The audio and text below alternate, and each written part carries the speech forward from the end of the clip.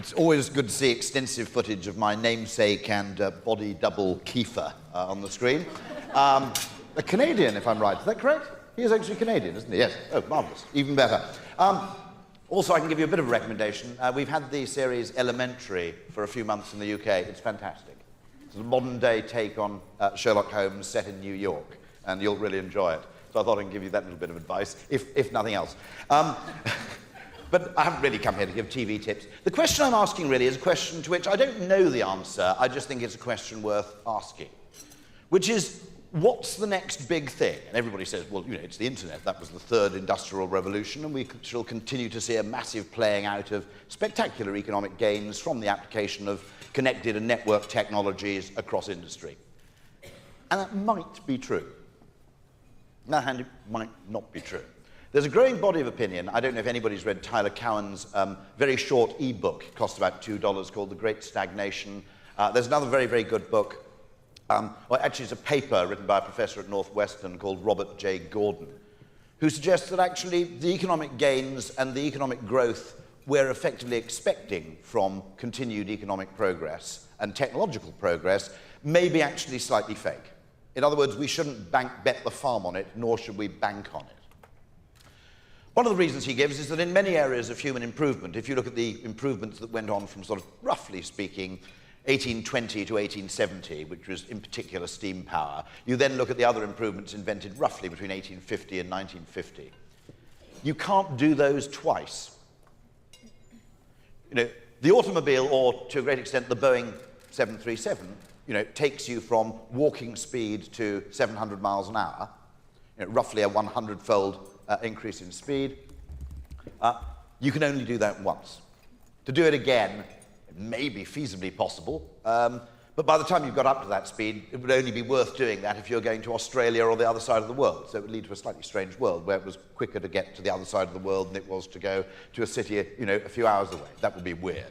But also, there are whole loads of pieces of progress. For example, home plumbing, sanitation, the effect, for example, of antibiotics, where to expect the same thing to happen all over again may actually be violating the laws of physics. So what is actually the next big thing?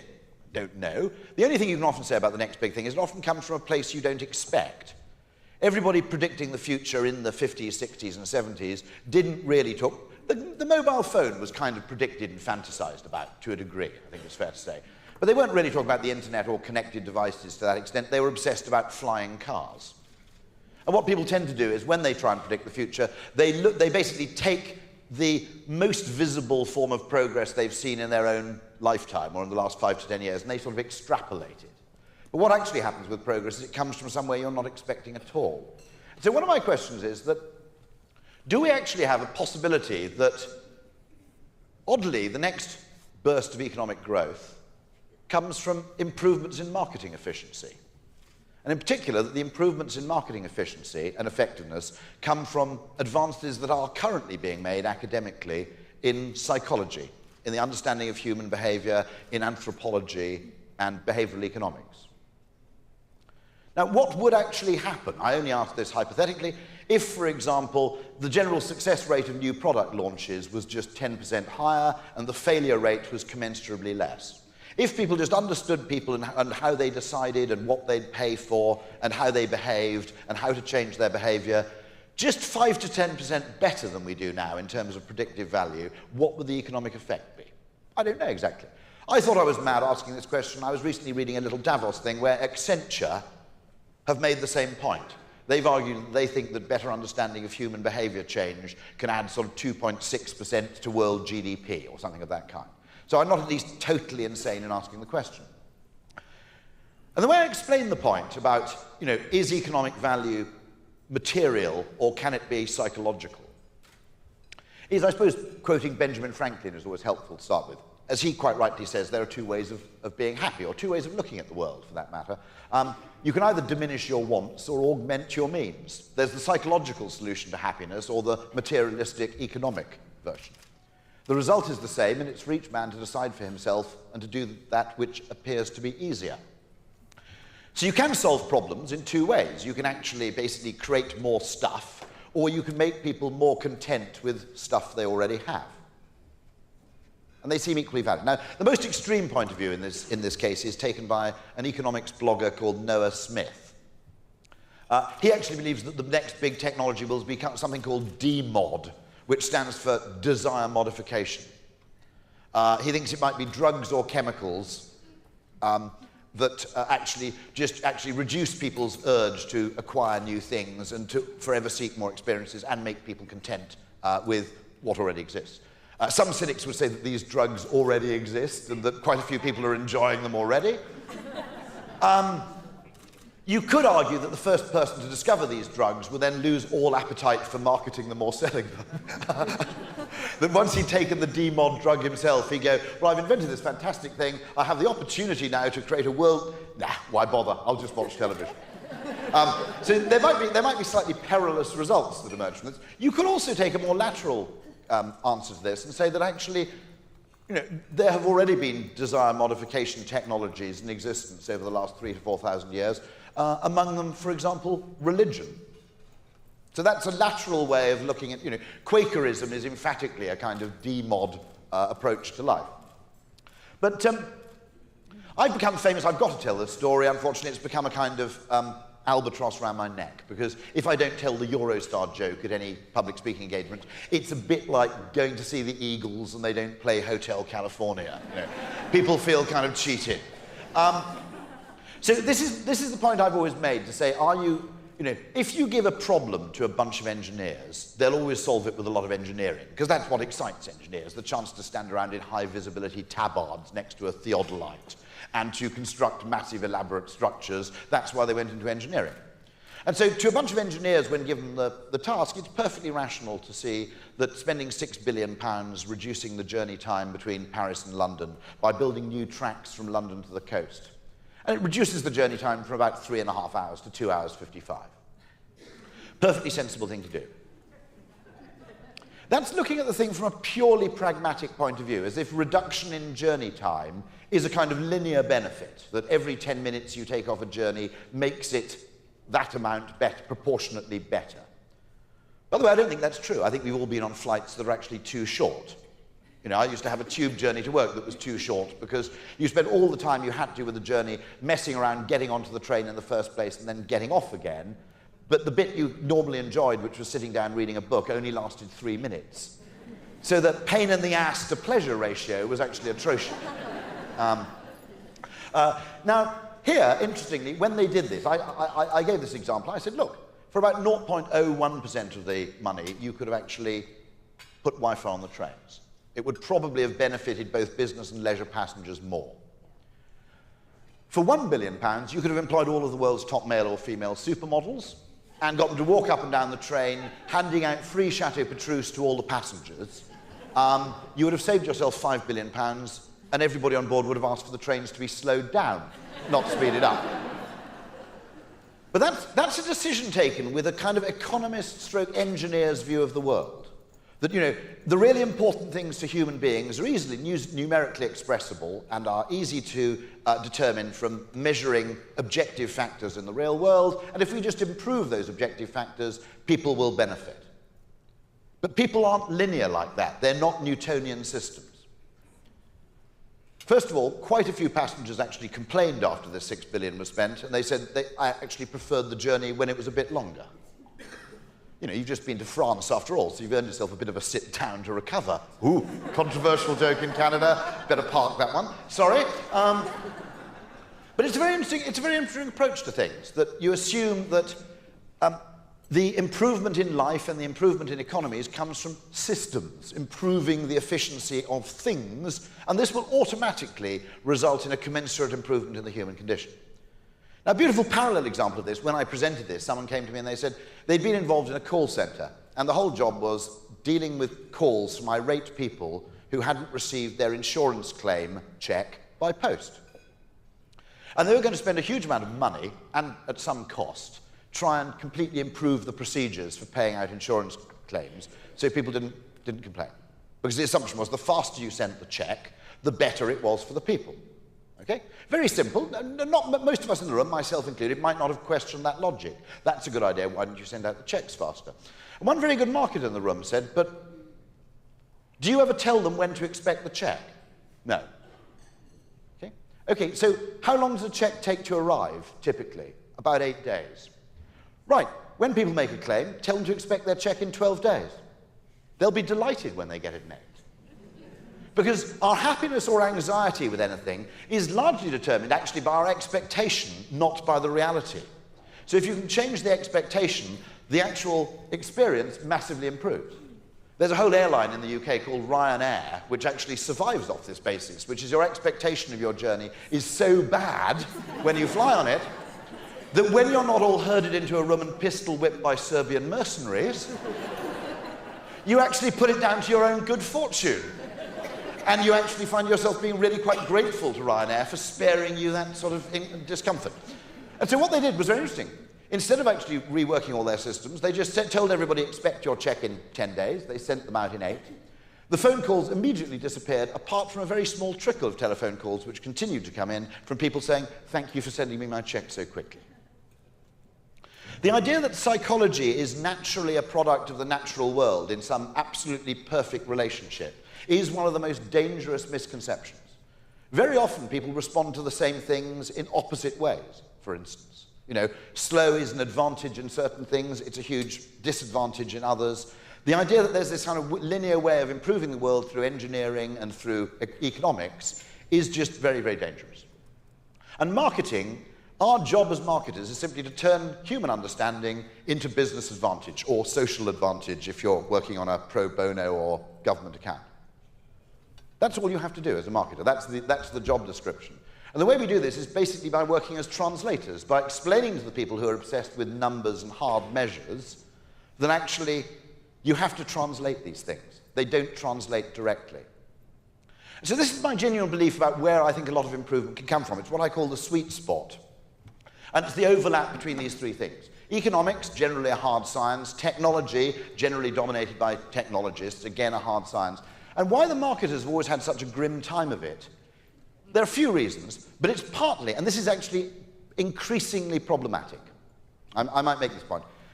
When I first came into advertising about 15, 20 years ago, 2/3 of advertising expenditure on British television and elsewhere in the world was basically for packaged goods, beers, detergents, washing powders, that kind of thing. And those were companies where the marketer existed in quite a strong marketing culture. You know, if you work at P&G or you work in Unilever, there's a fair chance that the CEO is a former marketer. There are quite a few senior people who have extreme appreciation of and experience of marketing. That's completely changed in the last 20 years. Now 2/3 of actual ad spend comes from everything else. And that's getting people to change their broadband provider, change their cable provider, possibly give up smoking, IT, finance. Now those areas, the culture of the organization is dominated by finance and engineering. It's a very, very Newtonian, linear, mathematical culture. And marketing within those organizations has a much tougher time. And I'll explain a few more reasons going forward, but as I've explained, psychology is not the same clear, distinct, perfect, hard science that you find in those other areas. It is ambiguous, it is fluffy, but that doesn't mean it can't make significant progress.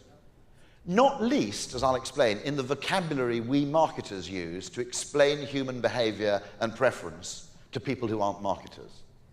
And a bit more of that later. But genuinely, if you can get the overlap between all three, so you can use technology to make money, but you can use technology... Now, to some extent, of course, that was Steve Jobs' genius. If you're an absolute hardcore technologist, they actually slightly despise Apple because the products aren't necessarily on the leading edge. It's the way in which the product relates to the human that is so powerful about that brand. And it is the overlap between technology and psychology. If you want another example of where you could actually completely get it wrong if you ignore psychology, take, for example, mobile telephony, where billions are being spent all over the world upgrading to 4G and other faster things. What's impressive about 4G is download speed. And everybody thinks, well, if I treble the download speed, this will create massive happiness and joy amongst all consumers. There's a slight problem. The human perception of speed on any network or connection is not really a factor of the download speed, it's a factor of the latency, which is how quickly the device responds when you push a button. Now, one of the reasons we love using tablets is because they fake low latency. Actually, the download speed and the actual latency may be quite slow, but when you touch a tablet app, something happens immediately. So your brain goes, this is pretty good. I pressed the button, and immediately something appeared on my screen. Now, behind the scenes, things may be groaning away, exactly like that strange insurance company sending out the check. But my brain has been duped. It's a bit like having a servant which goes, right away, sir, and then he disappears and goes down the pub for an hour before he actually does what you're supposed to do. Okay? But nonetheless, in our brains, that works. And so you can have billions and billions of pounds spent on improving technology in a way that has no noticeable appreciation of the human enjoyment of something. That's increasing download speeds and mobile. You can play a trick on people with the tablet app, which gives them the impression of high speed, and they're not really bothered about the measure that you're seeking to improve at all, once you've actually convinced them that something is happening. Anybody who knows the software loading bar is the greatest psychological trick of all time. You click on something, if you can see movement on the loading bar, you're perfectly happy for almost any length of time. In fact, there's a mild pervy pleasure just watching the loading bar fill up. If you click on something and nothing happens after 1.5 seconds, you go, oh, stuff this, I'm out of here, okay?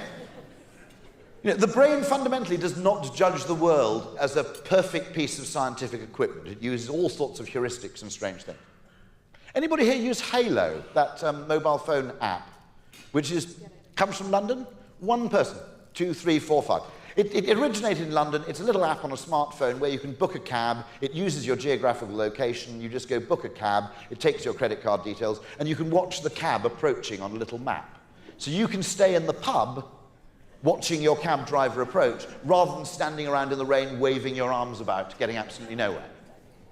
Now, it's a tiny thing in one sense, but I would argue I use it quite a lot in London. I used it this morning to get here, actually. I was very impressed that I could just use it on another continent. And fascinating, I would say that it can improve your life getting about a city as much as a few billion pounds spent on infrastructure or a new tramway or a new tube line.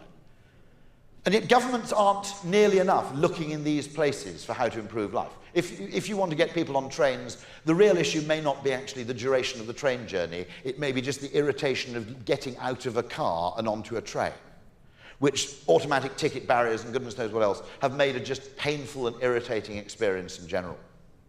So this is actually what's to some extent happened. If you watch Mad Men, it's a popular advertising series set in a slightly dysfunctional country to the south of here, what you'll notice is that back in the late 50s, early 60s, psychologists were kicking around ad agencies all the time.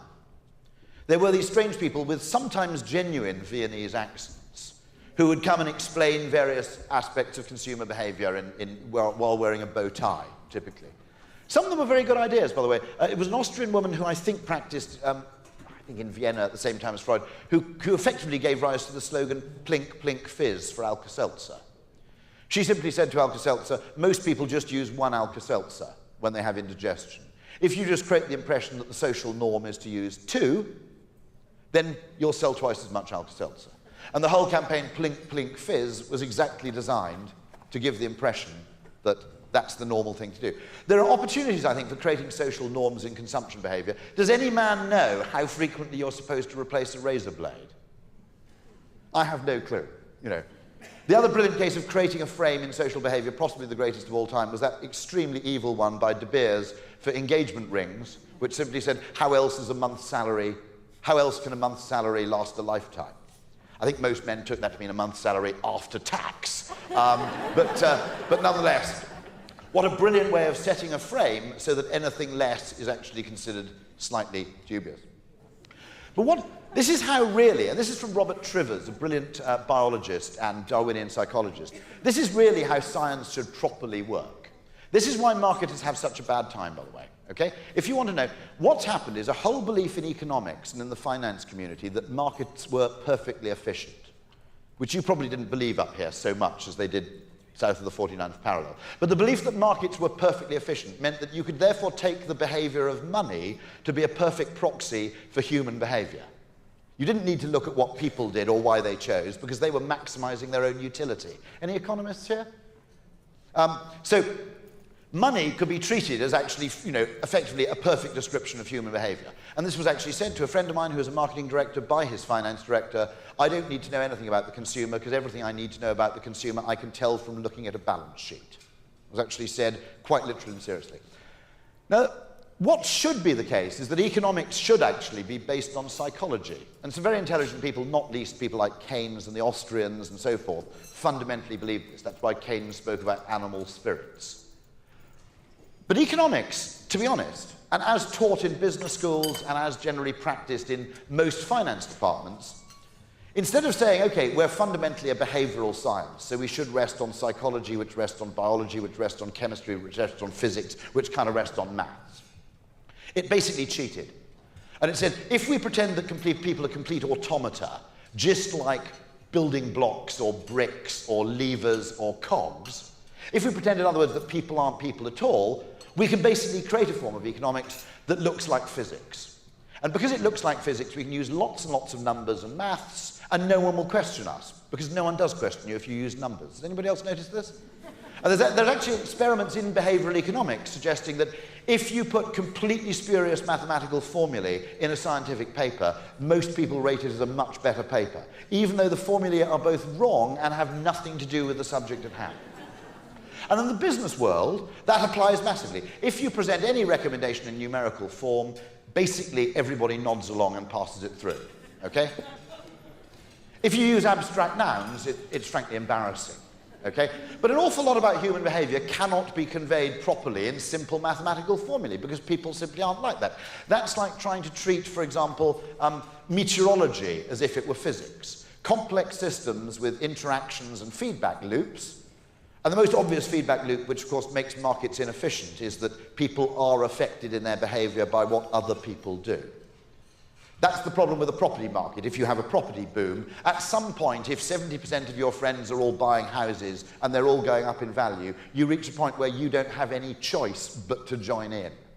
Okay? And once you understand feedback loops, you understand that actually modelling economic behaviour is nothing like physics at all and should indeed properly rest on psychology, complexity, and a few things like this. So the model that economists have of a human being is basically of a completely rational Vulcan. Someone who makes every decision dispassionately based on complete logic. There's an interesting biological argument against this, by the way, which is Vulcans probably wouldn't work in any realistic ecosystem. Does anybody know why? Because actually in large areas of human behaviour, the worst thing you can be is completely rational. Why? Because if you're completely rational, assuming such rationality exists, your behaviour becomes completely predictable. And when you're completely predictable, people can take advantage of you. So one of the worst things you can be as an army general, as a military strategist, is very, very rational.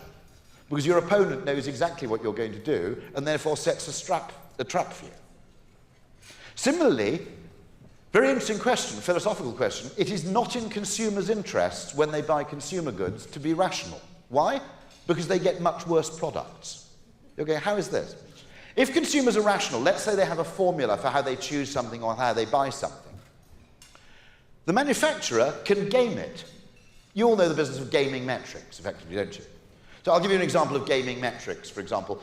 In Britain, doctors are rewarded on how many of their patients they see within 1 day of requesting an appointment. As soon as this metric was introduced, doctors simply refused to make appointments for you in advance. They'd say, ring back tomorrow and we'll give you an appointment then. As a result, they have a 100% satisfaction rate on this metric, and if you want to book a medical appointment 2 days in advance, you can't. That's exactly the example of gaming the metric. And if consumers were rational, I suppose you could say that, there were cases, for example, digital cameras, where for a time people basically said, how many megapixels did it have?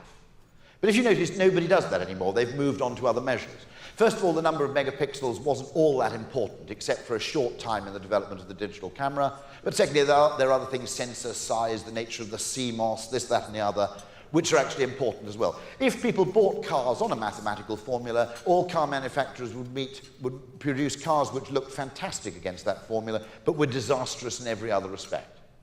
So consumers have to be irrational for game-theoretic reasons in order to get the best value possible out of manufacturers. Does that make sense? More of this later. Just to make a point that not all economists are the same and they're not all guilty. The Austrian school, and this is where it comes to my idea that you can actually create value through better psychology just as much as you can through better psychology.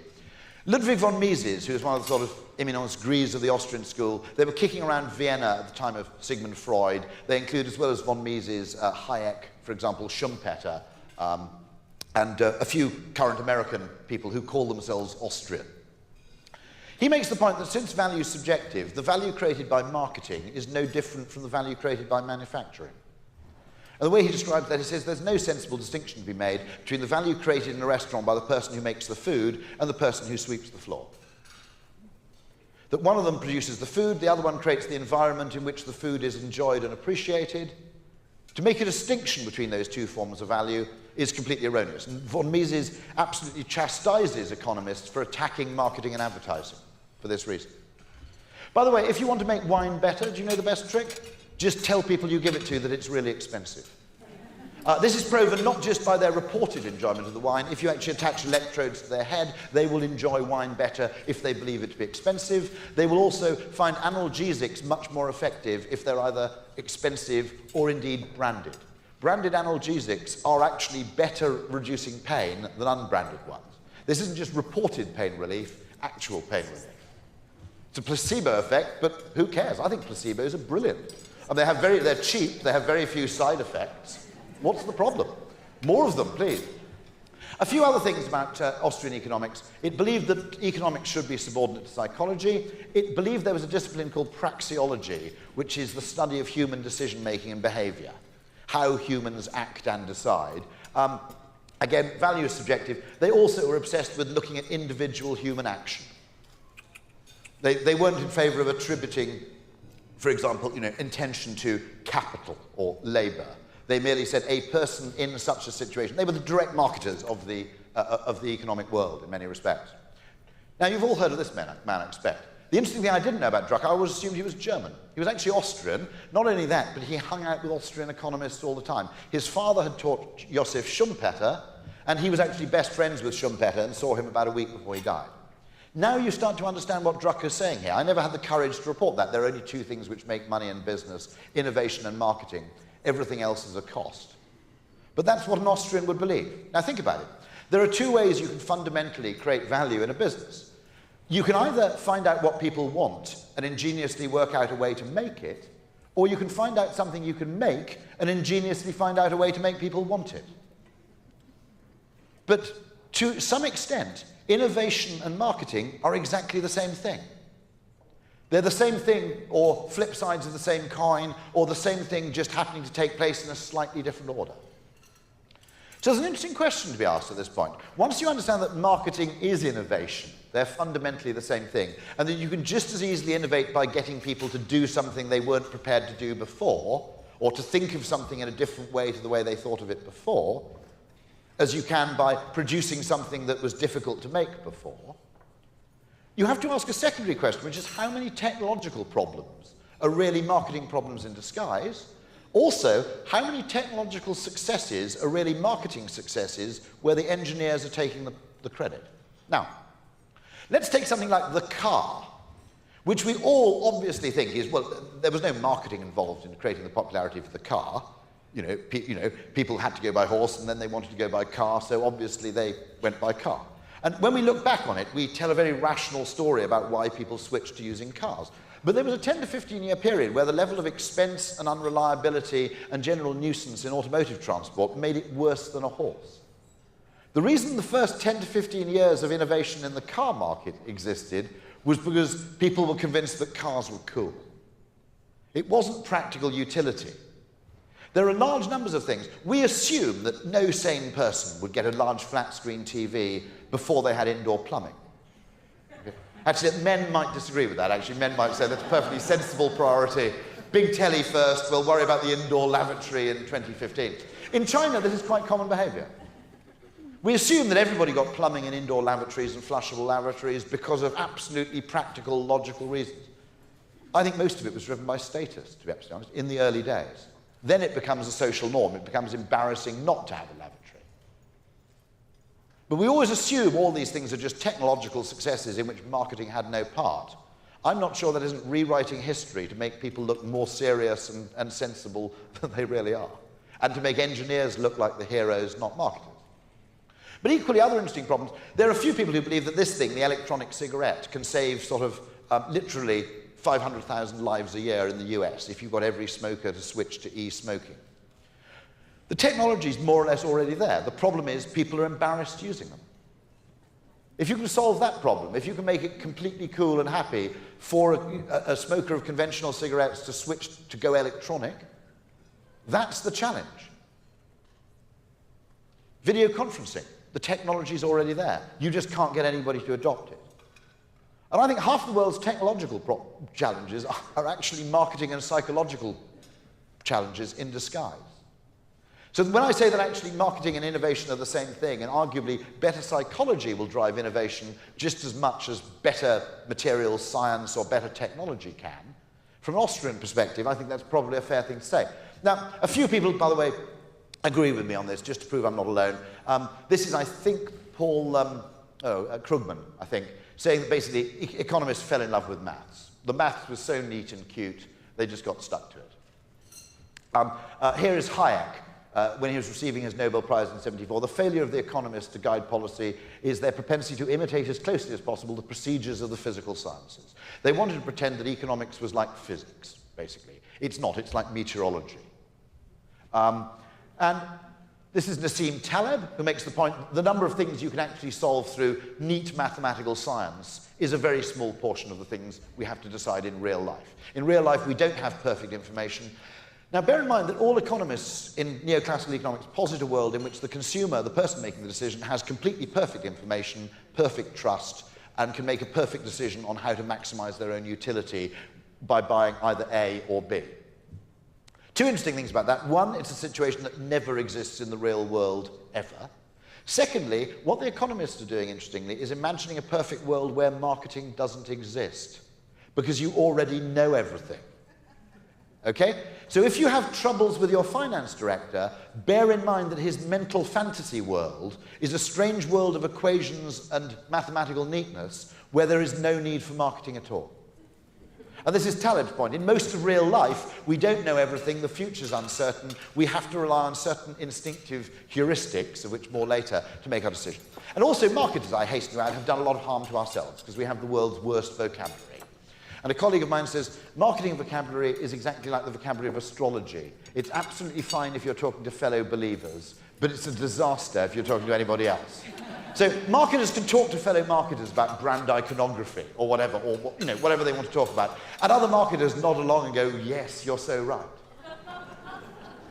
But bear in mind that, it's like, that's the problem with astrology. If you say to a fellow astrological believer, my boyfriend's playing up, he was born on the cusp, ooh, typical. Okay? If you're talking to somebody who doesn't believe in astrology, they've basically left the room because they think you're a loon. Okay? And so what you have to understand about this is that going to your finance director and talking about brand iconography in marketing language is the same as going to the head of thoracic surgery at St Mary's Hospital in London and saying, we must trust to the healing power of the crystal. Basically, it sounds that weird. So one of my optimistic hopes from behavioural economics is we can at least borrow the vocabulary to give marketing the semblance of a scientific vocabulary. Things like loss aversion, for example. In making a purchase decision, people are twice as motivated by fear of bad things as they are by hope of good things. Or, for example, there are other phrases like hyperbolic discounting, that people tend to be much more sensitive to changes in the very near or immediate future than they are to long-term things. That's the vocabulary you can use to talk to finance guys. The marketing vocabulary is genuinely hopeless. It sounds more like the vocabulary of a cult than anything else. We should also remember psychology didn't do anybody any favours. It's only in the last 20 or 30 years that there's some foundational science behind it. So why am I hopeful? Just to make this point. Why do I believe this can happen now and it didn't happen before? Well, there are a few things. Psychophysics, which I'll show you in a minute. Behavioural economics, which some of you will know about through books like Dan Ariely, Nudge, of course, by Thaler and Sunstein. Kahneman's very identification in Thinking Fast and Slow of System 1 and System 2 decisions, and the acknowledgement that an awful lot of our decision-making takes place outside consciousness. that we've actually already making the decision without being aware of it, and our conscious brain effectively just post-rationalizes. Game theory, a branch of mathematics that only appeared in 1975. Very, very recent addition to, it only got serious in 1975. But many social scientists say, without game theory, you can't understand human behavior. Game theory has revolutionized the understanding of things like Darwinian, genetic behavior and the Darwinian psychology. Heuristics, the idea that there are simple rules of thumb that are sometimes better in the real world than complex mathematical calculation, and then lots of other developments all happening at once. Neuroscience, complexity theory, computer modeling. Arguably, human behavior is lots of people interacting where their behavior is affected by the behavior of others. Again, something that confounds neoclassical economic theory, but computer modeling might be able to replicate the behavior of markets much better than silly models. I mean, if you take neoclassical economics, for example, even the most basic assumption of neoclassical economics is at best a generalization. So if price goes up, demand goes down. Okay, that's basically an axiom of neoclassical economics. It's probably true of most people most of the time, but that's about as far as it goes. You might also say that when you drop your prices, the people who leave because you've become cheaper were more valuable than the new customers you gained. So there's a second question to be asked there.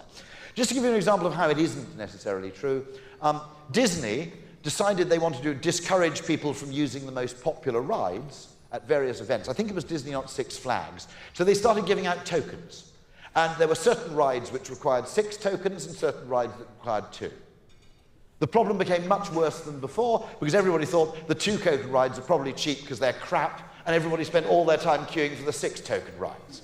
So the idea that price and demand work in this beautifully linear way, which is the most basic assumption, is probably only true at the aggregate level and not always true then, by the way. Economists also hate, they get very obsessed about irrationality. So they got terribly upset at the fact that people prefer 50% extra free to 33% off. Anybody in sales promotion remember that one? And economists got terribly upset about this. But I said, it's not our job. First of all, there are actually game theory reasons why you should prefer 50% extra free to 33% off, which is a bonus is a different behavior to a bribe.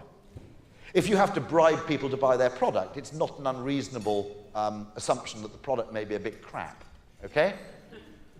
So, but leaving that aside, I mean, if our whole job on the planet was to be rational, we would have banned golf years ago. So, so I genuinely believe there are areas of progress in the sciences, both mathematical sciences and the social sciences, which should lead us to be more optimistic about not having a perfect predictive model of how people behave and choose, but at least being able to ask better questions than we did, and test things that we never tested because economics told us not to. And all of marketing relied on its understanding of people for 2 things, really. One, implicit economic assumptions from neoclassical economics. If you put the price up, demand will go down. Often enough, when you put the price up, demand goes up. Okay, that's the first point. How much economic value has been destroyed by the assumption that you shouldn't put the price up? How much economic value has been destroyed by people competing with the iPad by producing a tablet that's £30 cheaper? If you produce a tablet that's 50% cheaper, that's a different game. But merely undercutting someone by a bit probably sends out a far worse signal than it creates desire. It says, I'm the poor man's version of X. So genuinely, if we just start to ask better questions, the other assumption, by the way, partly the assumptions of economics, which are dangerously wrong. The second one is market research, which can be very valuable, but is also extraordinarily dangerous, because most of the time, people don't know why they do things, and they wouldn't even say if they did. Because to a great extent, we act instinctively and then post-rationalize to justify our past action. And there's a wonderful anecdote for this, which was a behavioural scientist who was torn between buying a house next to the faculty on the university where he was serving. And it had a slightly small garden, and it was a bit ramshackle, but it was right next to the faculty. Or he could buy a more modern house on a lot half an hour's drive away, which was quite close to a lake. And he was desperately torn between these 2 options. And eventually he plumped for the modern house half an hour away next to the lake. After he moved there, 3 weeks later, he came home and he bought a canoe. And his wife started laughing at him. So he said, what's so funny? He said, You're a behavioural scientist. All you're doing is buying a canoe desperately to convince yourself that you did the right thing by buying a house next to a lake. He said, well, how do you know that for sure? She said, it's Minnesota and it's January. How much use are you going to get out of a canoe? So this is the point that to a great extent, a lot of our behaviour is actually undertaken to avoid, and a lot of our opinions are undertaken to avoid cognitive dissonance. We want to feel good about ourselves, and we desperately go around constructing stories that prop up that belief. Very occasionally you get someone in market research who is genuinely honest. Very rarely in groups, because in public, how much are you going to reveal about yourself in front of other people? We did have someone once who confessed after half an hour's research on online book buying that he didn't really like books very much, but if you pretended to read some good novels, it helped you pull a better class of girl. You do occasionally get that sort of candour, but it's pretty rare. So I genuinely believe that advances in the social sciences, coupled with more interesting mathematical and computer-based techniques, can create this kind of improvement. But I'm not alone entirely. I just thought I'd explain this isn't just some mad theory. Here's Charles Darwin, who genuinely believed there was a possibility for Darwinian psychology, that actually psychology will be based on a new foundation, that of the necessary acquirement of each mental power and capacity by gradation. Trivers, from the Preface to the Selfish Gene, very interesting man, this chap Robert Trivers. He's just written a book on deceit and self-deception, called Why We Deceive Ourselves the Better to Deceive Others. He believes that self-deception has evolved, that if we need to fool other people, we're not very good at fooling other people, so we've evolved the capacity to fool ourselves first. And that way we can convince other people we're sincere. Read the book, it's fantastic. But he says Darwinian social theory gives us a glimpse of an underlying symmetry and logic in social relationships, which when more fully comprehended by ourselves, will revitalise our political understanding and provide the intellectual support for a science and medicine of psychology. In the process, it should give us a deeper understanding of the many roots of our suffering. Now, I don't know that this is true. What I'm saying is I genuinely believe that it's possible. So does probably a very famous Canadian. Everybody read Pinker? Steven Pinker also believes exactly the same thing. He thinks that actually, in the book The Blank Slate, he says that if you have an understanding of what part of us is instinctive and what part isn't, you can actually massively improve both the human condition and, I would argue, the efficiency of a lot of business activity by directing it towards those things that really make a difference to our minds, not those things that make a difference to some numerical measure, which may be a very poor proxy for mental value. So making a train journey to France 40 minutes shorter, there are a few questions to ask. Does that really improve the enjoyment of the journey? No, the bad thing about travelling by train isn't the train journey once you've got a nice seat. It's getting on the train in the first place, finding a place to park, buying a ticket, going through customs, etc., etc. That's the bad bit. That's where you should be focusing your efforts, in reducing pain, not in reducing duration. That's a kind of economist's view of how to improve things. And secondly, the other question to ask is, well, what's our competition? It's the airlines, okay?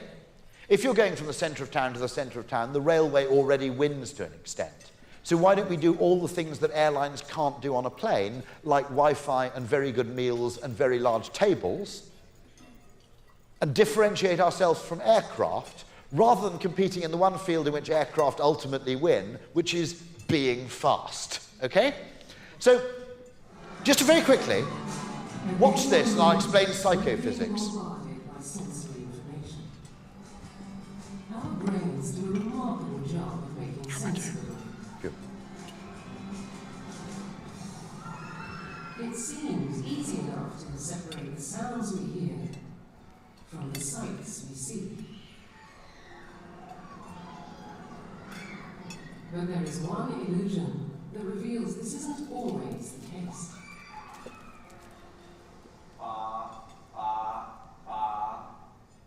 Have a look at this. What do you hear?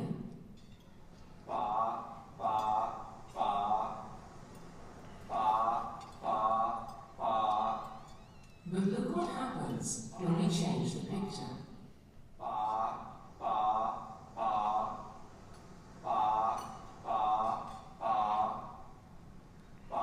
And yet, the sound hasn't changed. In every clip, you are only ever hearing bar with a B. It's an illusion known as the McGurk effect. Take another look. Concentrate first on the right of the screen. Now to the left of the screen.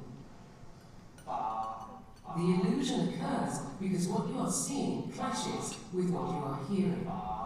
In the illusion, what we see overrides what we hear. So the mouth movements we see as we look at a face can actually influence what we believe we're hearing. If we close our eyes, we actually hear the sound as it is. If we open our eyes, we actually see how the mouth movements can influence what we're hearing. It's a bizarre effect. Remember, the only sound you're hearing is ba with a B.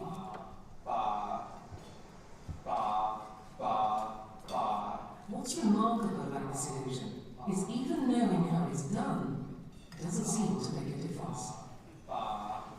The effect works no matter how much you know about the effect. I've been studying the root effect for 25 years now, and I've seen the stimuli, I've seen stimuli thousands of times, but the effect still works on me. I can't help it. The speech brain just takes in that information and doesn't care about what outside knowledge you bring to bear. The point about that is that inside the brain, we don't perceive an objective view of reality.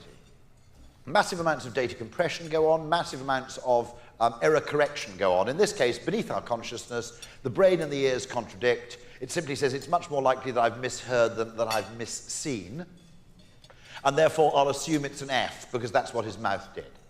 And there's nothing you can do to override that effect. That's just how we perceive the world, because our perception has evolved for Darwinian reasons of what's important in survival, not what's important in objectivity. Okay? And this is what Trivers says. The conventional view that natural selection favors nervous systems which provide ever more accurate images of the world must be a very naive view of mental evolution.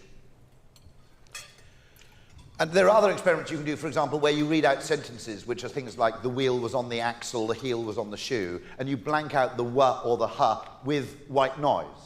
People don't even hear the white noise. They think they heard the word wheel or heel, depending on context, even though they've only heard eel, preceded by a bit of white noise. It's not even, you're not even conscious of the white noise. You automatically fill in the thing that makes plausible sense. And our brain is doing that all the time because it has to use shortcuts to make sense of the world.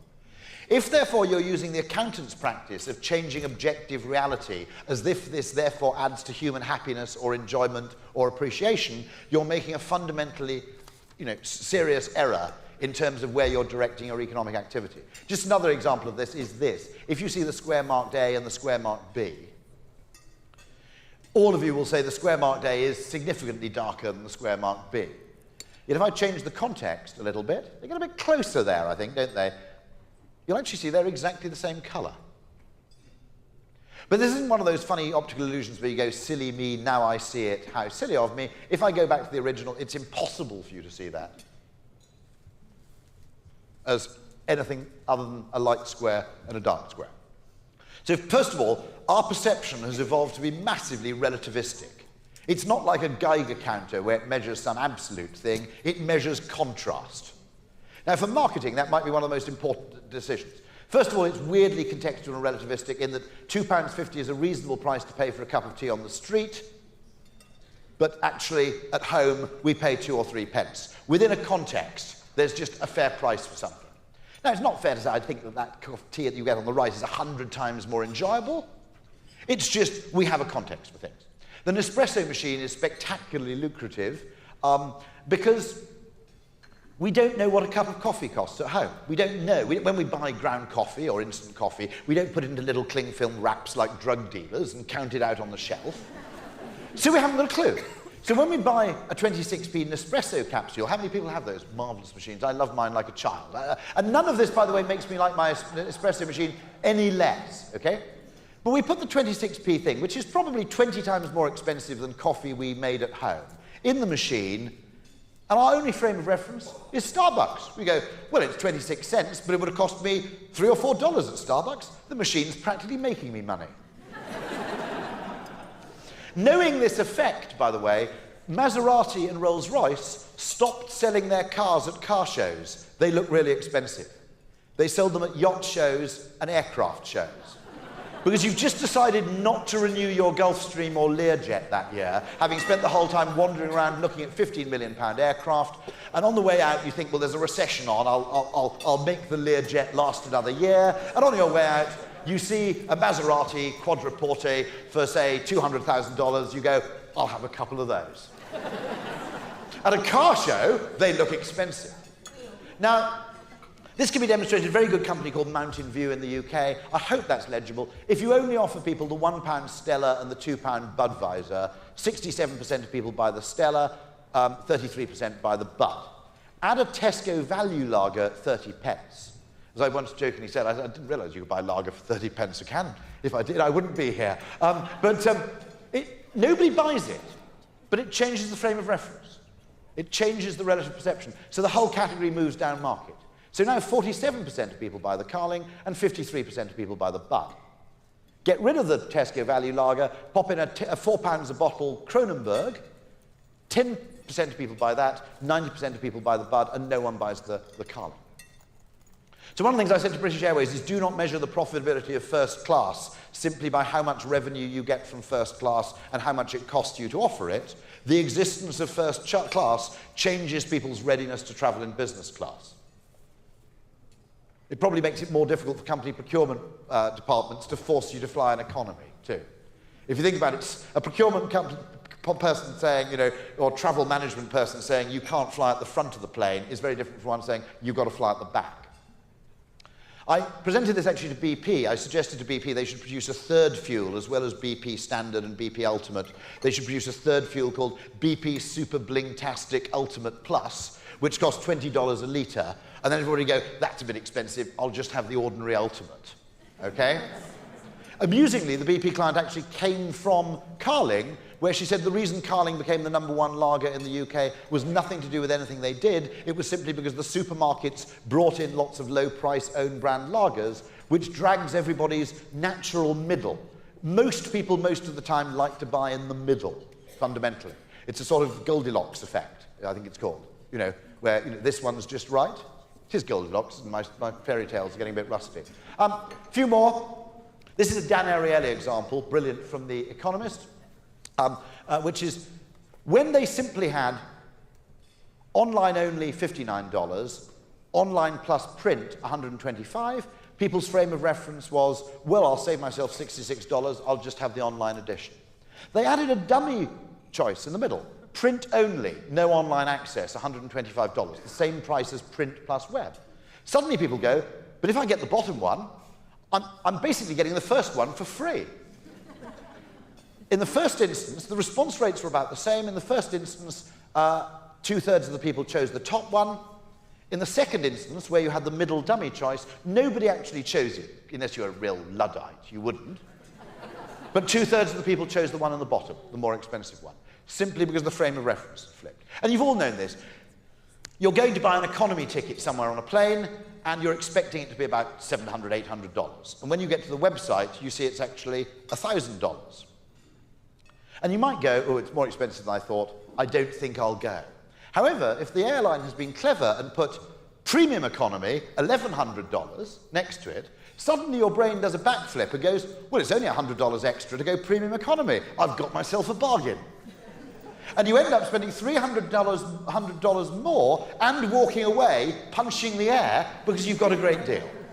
The idea that we have an absolute measure of value is one of the most dangerous misconceptions that affects business and economics. The other thing is, in any service business, in customer experience, in anything of this kind, the idea that we have this absolute measure of pain or pleasure is very dubious. This is just one example from a hotel in Memphis, where they discovered in all their customer satisfaction questionnaires that virtually every answer was coloured by how good the check-in experience was when they checked in at the hotel. And this is a thing called confirmation bias. If you arrive at the hotel not knowing whether you like it or not, and you have a bad experience at check-in, you immediately decide, this hotel is pissing me off, I'm going to dislike it. And you go around looking for confirmatory evidence that it isn't a good hotel. If you have a great experience as your first experience, your first impression, you do the opposite. You go, I like this place, and you go around looking for confirmatory reasons to corroborate your decision to like it. So if people had a bad check-in experience, it didn't just affect their perception of what might be related questions, like what do you think of the quality of our service, or do you think this is, would you recommend to your friends to stay here again? Totally unrelated questions, like did you enjoy the food, and did you like the ice sculpture in the garden, were coloured by how quickly the people were served when they arrived to check in. People who'd had a sort of 2-hour delay on check-in were basically ticking the box going, your ice sculpture's shit. Okay? All right? So understanding that the way to improve customer service is about dealing with expectation and dealing with absolutely crucial points in the process, more than just actually trying to actually improve everything evenly, seems to me a useful potential insight. This is just a little bit of air traffic control to illustrate the heuristic.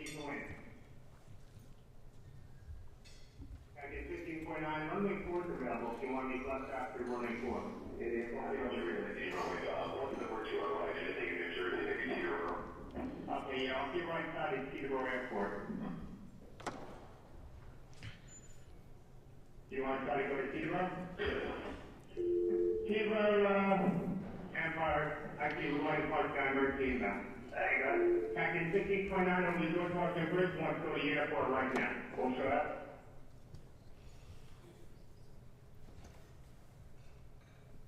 Has it frozen? It's frozen. Never mind, I can explain it very beautifully.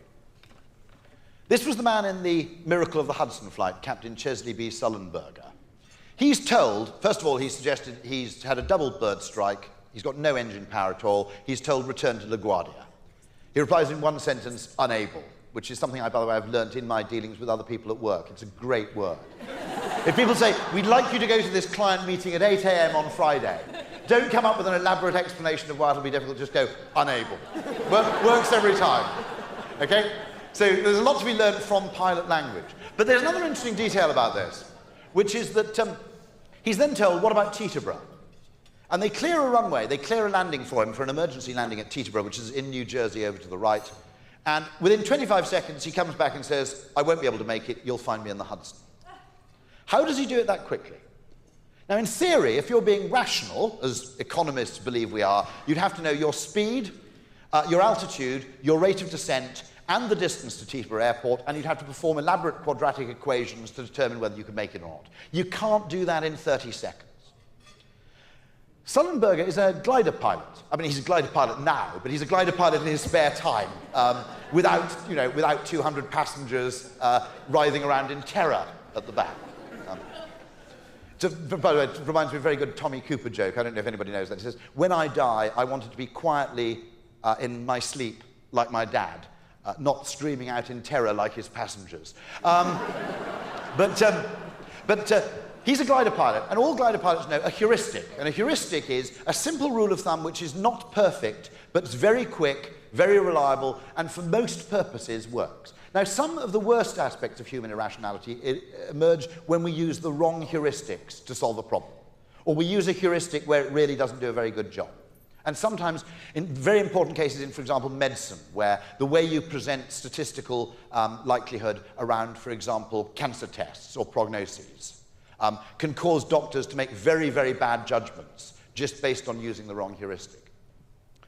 But in this case, the glider pilot heuristic is this. You put the plane into as low as possible a rate of descent, as shallow as possible a glide slope, without stalling, and you look forward out of the window. It helps if it's not dark, okay? Basically, everything on the ground that's moving up in your field of vision is a place you can't reach, and everything that's moving down is a place you can. And glider pilots all know this because they're constantly searching for possible landing sites because you don't have an engine. Sullenberger, through his glider pilot experience, instinctively would have known to do this. He may have done it consciously, but he certainly knew to do it instinctively. And he can do that in 20 seconds, whereas the mathematical calculation, well, by the time he'd done that, it would have been too late. So heuristics are what the brain uses most of the time. I'll give you a few examples. When you catch a high-flying baseball or cricket ball, if you're English or whatever, everybody has a different story about how they catch a ball. What they actually do, because observation shows this, is they look up at the ball, calculate the angle of gaze, and move towards the ball at whatever speed keeps that angle of gaze constant. It's not quite perfect because it causes you to move in a slight arc, not in a straight line. But equally, it is in a sense perfect because the information you need, never mind the fact that great baseball outfielders and cricket players aren't always brilliant theoretical physicists, okay? And they don't carry a scientific calculator as part of their uniform. But also, you don't know the information you need anyway. If you want to solve that problem rationally, you've got to know the velocity and angle at which the ball left the bat. Well, the batsman's not going to tell you that, is he? Okay? You don't know. So you rely on other signs to do the best you can with the information available, which is most of human life, us making the best we can of the information we have available. There's also a school of thought pioneered by people like Gerd Gigerenzer in Germany, which says that in many real-world situations, heuristics show themselves better than really complicated mathematical models based on regression analysis and everything else. I'm a huge fan of heuristic target audience definition. Take the single variable that best differentiates your target audience from other people's and use that as the thing to focus on. Because it's much more useful to tell a creative team, basically, we're talking to everybody who owns a laptop. Or everybody who... There's a brilliant heuristic definition of targeting, which is Shiba, a premium cat food, is anybody who buys their cat a birthday present. Okay? They refined it. It became... first of all, they asked the question, do you spend more on your cat's birthday present or on its Christmas present? If you answered Christmas or birthday or about the same, you were in the target audience for Shiba. If you said, the bloody thing lives out in the barn and it's lucky if it gets a rat to eat on its birthday, you were not in the target audience. Now, that's a great way of defining a target audience. Now, if I sound mad suggesting it, I can give you a very, very good case study where it worked very well, which was in deciding who was to be the few fighter pilots for the Battle of Britain in 1940 and 1939. How do you decide of all the people going into the services who should be a fighter pilot? And they got lots of psychologists in, and they did loads and loads of evaluation, and they realized you could actually narrow it down to 2 questions. And it's, have you ever owned a motorbike, and do you own one now? And the people who became fighter pilots answered yes, no. And the reason you wanted those people is they were brave enough to ride a motorbike in the first place, but sane enough to have given it up. And so the few in the Battle of Britain were actually chosen from the ranks of retired motorcyclists. Now, sometimes those very simple questions, first of all, they're unbelievably cognitively easy to do. You can target and find people who meet those criteria very easily. Secondly, if you read Gigerenzer, he will show that in many cases there are medical examples where in terms of triage of patients, just asking 3 questions and ignoring all other variables actually provides you with the best result. So let's not always knock heuristics, sometimes they're great. But most of the time people are acting on heuristics. And the point we need to do as marketers is understand the heuristics that people are adopting when they decide something. Fortunately, one of them is, broadly speaking, products that are heavily advertised are less likely to be crap than products I've never heard of. This is not an irrational assumption. I'll explain why a little later. But one of the reasons for advertising is nothing to do with what the advertising says. There are other reasons for the advertising to say good things, which is that people have a strong sense of identity and like to buy products that cohere with their identity. I'm not saying that all advertising should just merely say, I spent £50,000 on this ad, so you can trust me. But a very large part of the efficacy of advertising comes from that. And so the urge to make advertising perfectly efficient through digital micro-targeting can be a mistake. The reason we trust advertised brands is because the act of advertising requires expense and therefore commitment, and therefore it's reasonable evidence that the person has faith in their product, that their product will sell widely and over time. Because if you're trying to pull a fast one, you don't have that belief, and therefore you don't advertise. If you think of the difference in game theory terms of buying a carpet in a souk, okay, when you're on holiday in Marrakesh, okay? Now, the guy selling you the carpet, and you know this, has no prospect of a repeat sale, because the following day you're going to be on the EasyJet flight back to Luton, and you'll never be able to buy a carpet from him again. Secondly, you can't do him much reputational damage, because you're not going to go back to Luton and say, by the way, if you ever find yourself in the souk in Marrakesh, don't buy a carpet from the third guy along, because the carpet he sold me was crap, okay? Now, if you're a heavily advertised brand, or if you're a very famous chain, those 2 things don't apply. One, it only pays to advertise if you're expecting repeat business, because that's when you build a brand. That's called repeat game theory, and the strategy you adopt when you're playing repeat game theory is much more altruistic and much more cooperative than the strategy you adopt for one-off exchanges. That's why, by the way, if you want to have a really crap meal, just go to a tourist restaurant. If you want a really crap meal, go to a tourist restaurant with a view, right? Because they basically, there's no point in them doing a good meal for you, because then you're never going to come back, realistically. Tourists only go to a meal once. Now, TripAdvisor may actually have changed this, which is kind of fascinating. So TripAdvisor may actually have an effect that the quality of the world's one-off restaurants will improve as a result. So there might be an argument to invest in the restaurant-hotel category on the assumption that the market failures that were often occasioned in hotels, which is too much uncertainty, now no longer apply, which I think is very, very interesting. Anybody know of a paper called Akerlov's The Market for Lemons? Read the paper anyway. It's a very interesting Nobel Prize-winning economics paper. So that's my point here, that actually, you know, the heuristic is, in a sense, it's a bit lazy. Arguably, you should evaluate every product, but you can't know what's a great product. So the brand, to some extent, encompasses social proof. They'd only use mass advertising if they're planning to sell to a lot of people, and it's also a commitment device. And I'll explain this a little more in a few minutes. Other human biases to know about are the trade-off bias. Most of the time, you make people buy more of your product by making it easier to buy. But sometimes the opposite applies. Sometimes there's a thing called the effort-reward heuristic, which is we enjoy things more and appreciate them more if we put a little effort up front. That's why all sororities and fraternities have hazing rituals, because having gone through hell to join the thing, you're more and more determined not to leave. Okay? That's why initiation rites exist in religions. It's the game theory explanation for circumcision, I guess. I don't know. Okay? But if you've paid a high price to join, you're less likely to defect. Okay? At a smaller level, you could call it the Protestant work ethic. You know, it's okay to enjoy a small glass of wine, but only if you've gone through hell first. That's the basic sort of Scottish. Anybody here with Scottish ancestry? You'll know all about that. Trust me, I've got a Scottish father, half Scottish father, and it's okay to have fun, but only after an extraordinary amount of commensurate suffering.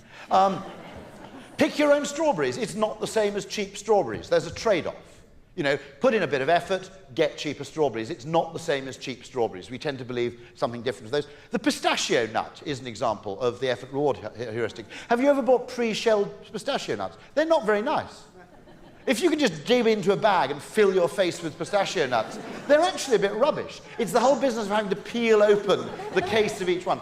And to some extent, IKEA works this way, which is it's so much pain to go to the shop in the first place and to meander your way through that unbelievably convoluted path that you are determined not to leave empty-handed. To come home from IKEA and to be asked, what did you get? Nothing. It's basically the retail equivalent of coitus interruptus. You know, it's just, it's not going to happen, okay?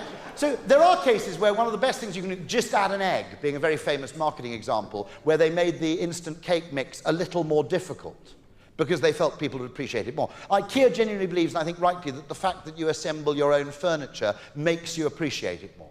So there are cases, this is why it's so difficult being completely rational about human behavior, because often we respond to the same thing in two opposite ways. Amazon Prime would be another example of the commitment device. I pay up front, but as a result, I become disproportionately more likely to stick with Amazon. And there are all sorts of psychological and cognitive biases that explain this. Have I got time to? Oh, go on. Yeah, go on. Frederick the Great, reframing, Germans wouldn't eat the potato. Frederick wanted them to eat the potato because if you have two big sources of starch and carbohydrate, bread and potatoes, the risk of either rapid food price escalation or famine decreases. And emperors hate food price escalation because it leads to insurrection, which is bad for emperors. So you thought that if you could get the Germans on a kind of on a two-carb footing, where it was a mixed economy of bread and potatoes, but Germans refused to do it. They said, the thing looks disgusting, we can't even get our dogs to eat them. So Frederick the Great created a royal potato patch outside his palace, declared the potato a royal vegetable and said only members of the royal family could eat it, and he had guards posted around it who were instructed to guard the potato patch night and day, but not to guard it very well. Tell an 18th century peasant, this food's too good for the likes of you, suddenly they want to nick it. That was the most brilliant psychological reframing, taking something that nobody wanted and adding scarcity value and exclusivity value to it. I've talked about the thing with the loading bar in software. If you want people to complete the course of antibiotics, don't give them 24 white pills and say, take these 3 a day. Give them 18 white pills and 6 blue ones and say, when you finish the white pills, take the blue ones. The blue pills don't have to be in any way different from the white pills in what can they contain, but if you tell people to do that, they'll finish the course of action. Any path of behavior which has a milestone in it, we're more likely to finish and in the order stipulated. One more example. This is the case of the opposite. Just make it easier. This is the amount of money that we waste on impulse purchases every single day.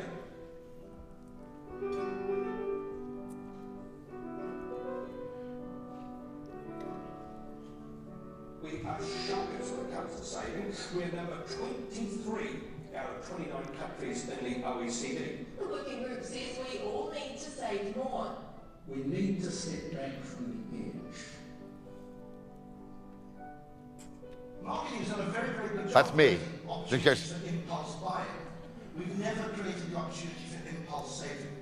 Now, this is all the assumption of economists, that we all save rationally. We sit down and go, I need to save this amount. But we don't spend rationally. We spend entirely driven by mood and impulse. So why on earth should we not try and get people to save the same way? You know, if you think about it, if you had a pin where you had, every time you used a cash machine, you took the money out and it said, do you want to move do you want to move anything into your pension? The amount you would have put into your pension by now would be fundamentally different.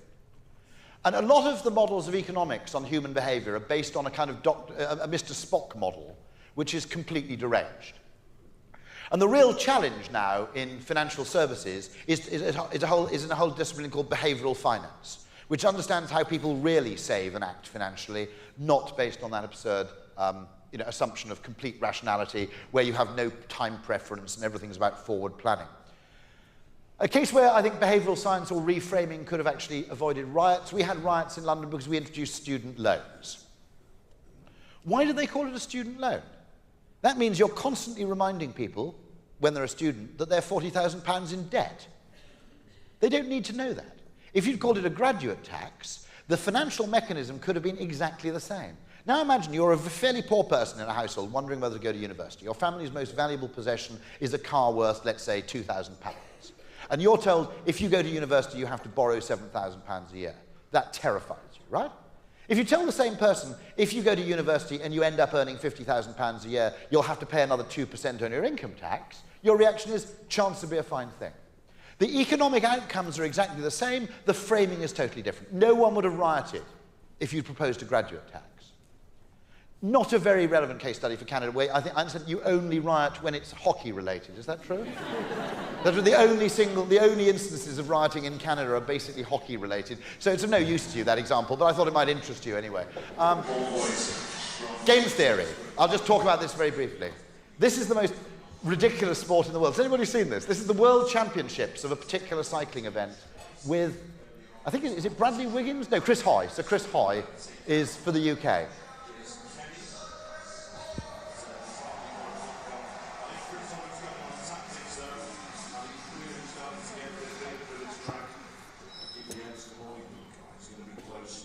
Now, they're racing, they're off. I could actually cycle faster than this.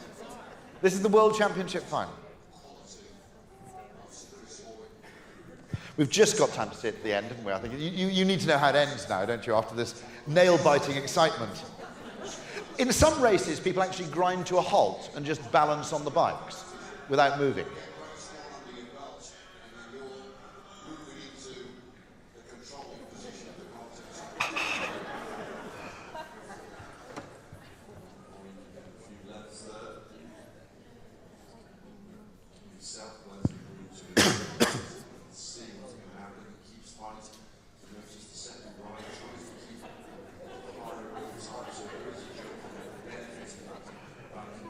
I hope you're not getting overexcited now. I'm really...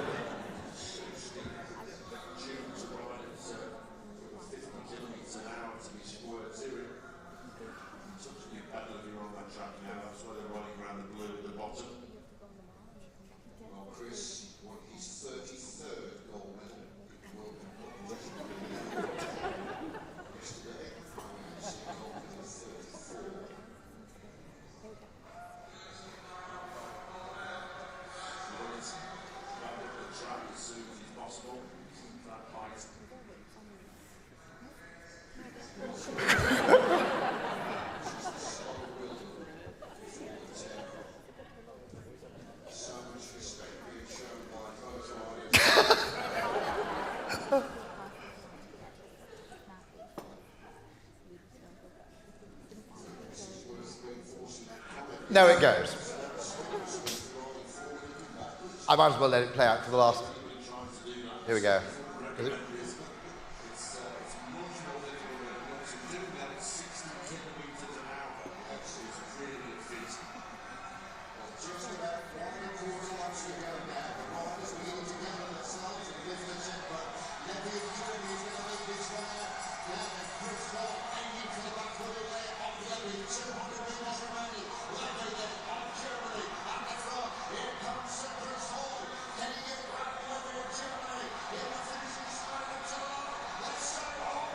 There you go. Now, the reason for all that, the absurdity, is game theory, which is that there's a thing called drafting, which is if you ride in the wake, in the slipstream of another cyclist at any speed, you gain a huge advantage because he's expending much more energy than you are.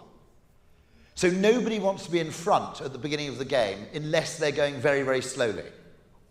So that's why it results in this utterly peculiar kind of payoff. But that's actually a much better analogy for business, where what you do and what decision you take depends on what your competitor is doing, than most of the assumption that we must always drive efficiency so to get our prices down. As a very good friend of mine who's an Austrian believer in Austrian economics says, first of all, markets aren't perfectly efficient. Markets are discovery mechanisms. They discover what people will willingly pay for at prices. And he says price reduction is not a strategy. There's an appropriate level of cost for your business for the market niche you seek to fill. And no luxury goods manufacturer tries to bring down price because they know it's the kiss of death.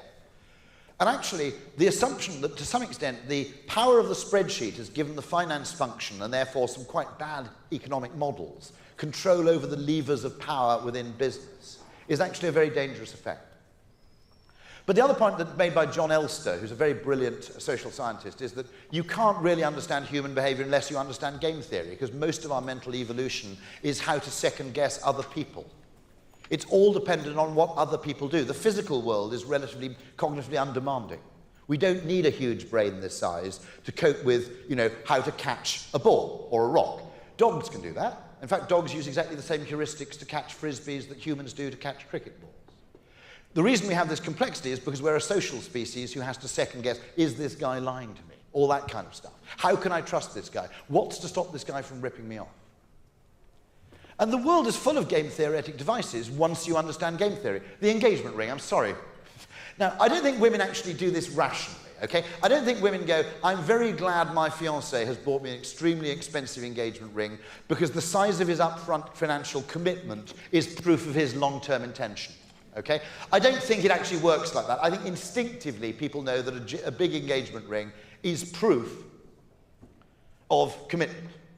That it's a very expensive way of getting one-night stands, going around and just handing out engagement rings. So it tends to suggest some sort of permanence to the relationship, okay?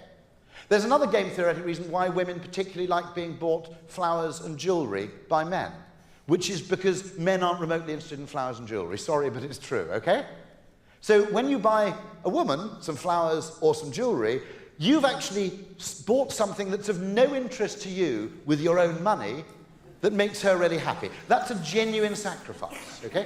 Whereas by contrast, if you buy your wife a radio-controlled helicopter for Christmas, there is a strong suspicion of self-interest. Darling, it's the quad bike you always wanted isn't a phrase that's going to go down brilliantly well. I know you've always wanted a jet ski, and so, okay?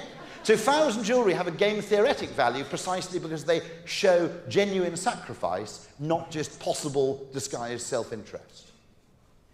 And instinctively, we're game theorists. And one of the ways we use game theory is we go, this person has advertised, I'll go back very quickly, this person has spent some money on advertising, so patently they have long-term hopes for their brand.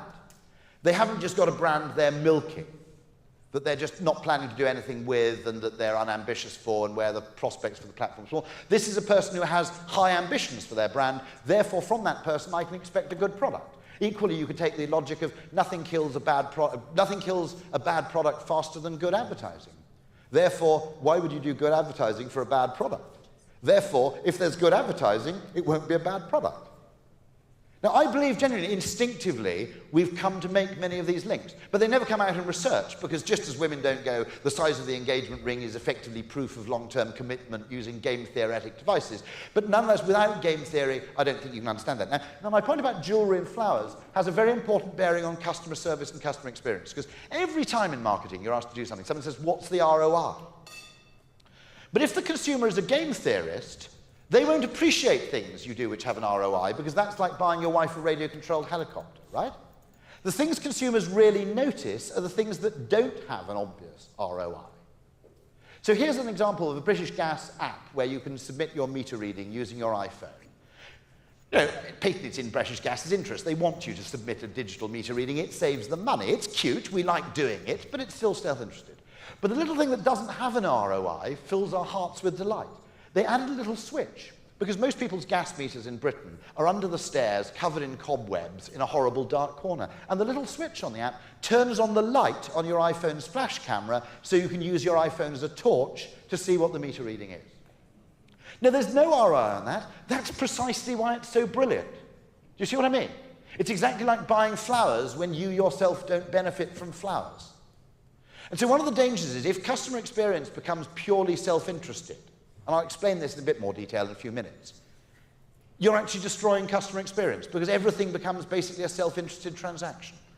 I tried this experience. For goodness sake, don't do this at home, okay? I did try this once as an experiment. I bought some flowers for my wife, okay? And when I brought them home through the door, as a mischievous behavioural scientist obsessive, I actually said, if you sleep with me tonight, you can have these flowers, okay? Barely spoke to me for a week. Do not try this experiment at all, okay? Because there are large numbers of human transactions which aren't supposed to work in that direct, synchronous exchange.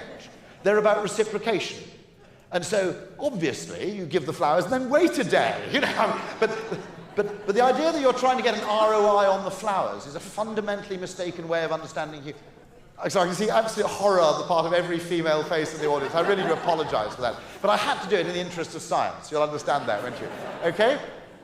Now, there are different kinds of exchange. There's sharing. Most of you, when you're at home, you share plates and mugs and forks and knives with the other members of your family. It's particularly easy with blood relatives. We tend to share very comfortably, all manner of genetic reasons for this. There's barter, where you say, I'll give you a knife if you give me 3 chickens. That's just an immediate exchange. There's tit-for-tat asynchronous exchange, where you do someone a favour in the expectation that they will return it when they get an opportunity to do so. So that might be someone who's had a good day's fishing gives some fish to someone who's had a terrible day's fishing on the expectation that the opposite will happen 3 weeks later when the situations are reversed. And obviously, societies that evolved to do that tit-for-tat exchange would be much richer and more successful than societies which were completely selfish. But all those first 3 things, and arguably religion, the 5th one, which is I will do good acts unquestioningly on the assumption that I will be rewarded ultimately, that at the end of my life, karma is a similar concept. I will do good things on the assumption that at some point, perhaps after my death, accounts will be settled in my favour, is another form of, if you like, mental device where we understand altruism and exchange. Now, all those 4 things are probably millions of years old. Buying things with money, which is the only one of those exchanges that economists understand, is probably, you know, a few thousand years old, maybe 8,000 years old at most. And what economists do is they think that all human relations are about the 4th one. Now, to a completely rational economist, after you have, for example, made love to a woman, voluntarily, I mean, you know, obviously consentingly, etc., she would be even more pleased if you were left a bundle of money on the bedside table. Okay? Because not only has she had an enjoyable reciprocal experience, but she's also... No, trust me, it wouldn't work like that, okay? Because what you've done is you made the fatal mistake, which is confusing one type of exchange for another. And if we understand these different sorts of exchange, we will be much better marketers. If you think about it, if you went to a dinner party, it is acceptable to go to a dinner party and take a bottle of wine. It is acceptable, probably, to not take anything and then return the favour later on. What is not acceptable is to say, here's 50 quid for the food. Okay? If you did that at a friend's dinner party, it would create general horror. It would be a massive social gap. Now, we still have these reciprocal instincts. And one of the things you've got to watch is that big data and what you know about your customers doesn't just give you an advantage over them, it gives them an expectation from you. Now, if you take the airline frequent flyer scheme, okay, I fly a lot with British Airways, and I much prefer flying with British Airways because I fly a lot with British Airways. Why? Because there's a thing called a frequent flyer scheme. And that means that I know that British Airways knows that I fly with them a lot. And I kind of expect, if there's only 1 seat left from a flight out of Helsinki and the snow's about to come down, they'll give it to me, not to some random student who happens to be backpacking around Scandinavia, okay? Just as when you go to your butcher, if you're a regular and loyal customer of your butcher, you expect a better turkey come Christmas. As a result, you expect these various things to be reciprocated. And therefore, one of the dangers is people use data and they forget the fact that it's not just we know our customers who are valuable customers, they know that we know. Now, they will repay you. I much prefer buying books from Amazon. I feel less anxiety because I bought a hell of a lot of books from Amazon, and I know that they know that. So if a book doesn't arrive, I can ring them up, and I know they can see I've bought 100 books without pretending they didn't arrive, so they can probably give me the benefit of the doubt on the 101st. If I go to a completely different online bookstore, I don't have that mental reassurance. So all these sort of exchanges of trust are going on unconsciously all the time, but economics is completely blind to them because it only notices the financial level. I mean, I noticed a very interesting thing in Sevenoaks, where I live in Kent. You used to have a pay and display car park, and you went and stuck a sticker in your windscreen, and every now and then you'd forget, and you'd get fined, and you'd pay the fine, and you go, well, there's nothing you can do. They switched to a mobile phone app where you actually go and put in the little number of the space and your registration number and press buy. And I'd done that about 50 times over the course of a year or so. Once a week, I'd paid £1 or £2 for parking in Sevenoaks. And one time, something went wrong with my phone, and it took me 8 minutes to log in. And by the time I'd actually done it, I'd got a ticket. Now, interestingly, I was much more angry, because my argument was, you can see from my account now, you now know my parking history. I don't think it's unreasonable, having parked legally in Sevenoaks 50 times, you let me off one 10-minute mistake.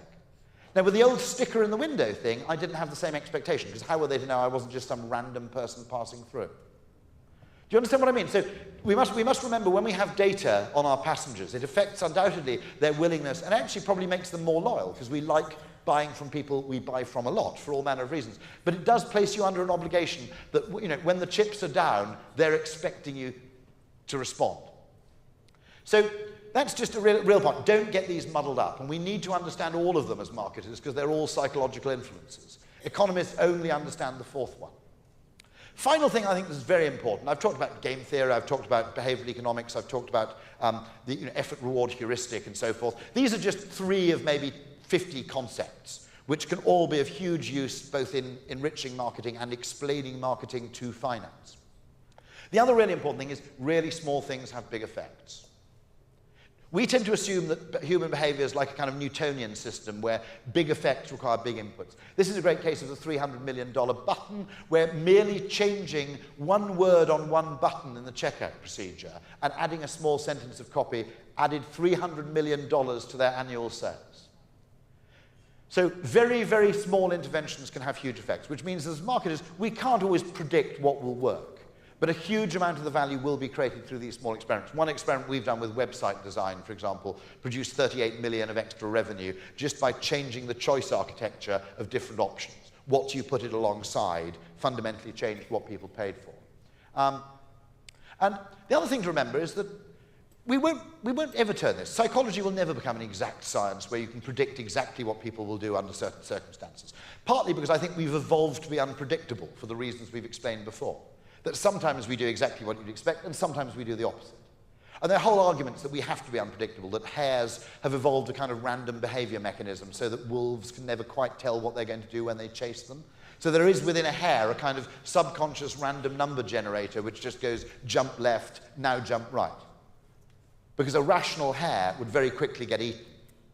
But equally, even though we won't make this into a perfect science, because as I said, it may be impossible, just abandoning some really bad assumptions, that by putting the price up, demand will go down, for example, and just testing whether that assumption is valid in a particular circumstance, can be worth a huge amount in itself. If you think about it, the main reason China's rich isn't because they've discovered the secret of some brilliant solution, that nobody had done capitalism before. It's just they had a very dumb idea for 40 years about how to run a country, and then they abandoned it. And we give them huge credit as if it's an incredibly virtuous country, but the main reason for the economic growth in China is they've stopped doing some really stupid things. Vital point is the 2 things that we tend to use, logic, neoclassical economics, and research, don't tell us a lot of the things that we need to test. So if you take Red Bull, the reason they could charge £1.50 for a can when a can of Coke was only 50 or 60 pence was probably because the can was smaller. And we looked at the small can and went, wow, that stuff must be so powerful, they can't put it in a normal Coke can, because I'd go doolally. Therefore, it must be like an amazing different category of drink, which commands a different price point, okay? But logic isn't going to tell you that, and no one in a market research group is going to go and say, I would pay £1.57 for a can of Red Bull, but only if you gave me less of it, okay? Nobody's ever going to say that. So other things we need to understand is that the idea of heuristics, if you're involved in government behavioural change programs like dieting or quitting smoking, crikey, I'm running a bit late here, aren't I? Okay, scientists will tell you the rational thing to do, which is only eat this many calories a day, only drink so many units a week, okay? The point about those is they are perfectly rational. The scientist will never be chided or fired for giving that recommendation. But it's impossibly difficult for people to stick to. And people like Nassim Taleb in his book Anti-Fragile are starting to say, no, really good behavioural advice is binary. If you notice, you feel bad about crashing a red traffic light in a way you don't feel bad about breaking the speed limit. One of them is a yes, no, good, bad instruction. The other one is a quantitative recommendation, right? And we do, even at 3 o'clock in the morning when there's no one around, if we run a red light, we feel really bad about it.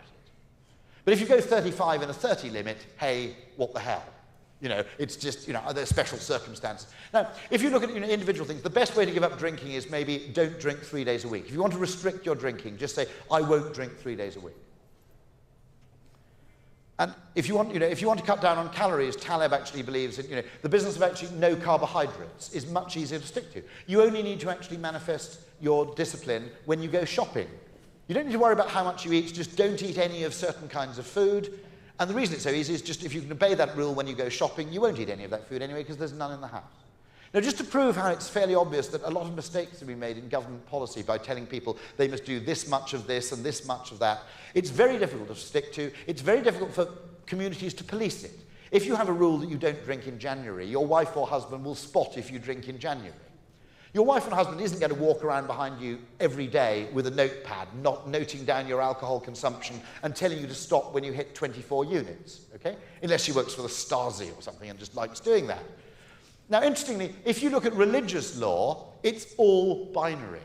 There's no such thing as 50% kosher, okay? You can either eat it or you can't. And the laws that endure, the French tried this crazy thing of a 35-hour work week, a quantitative measure on how much people work. Never worked. How do you spot someone who's cheating? They just say, oh, overslept. That's why I'm working late.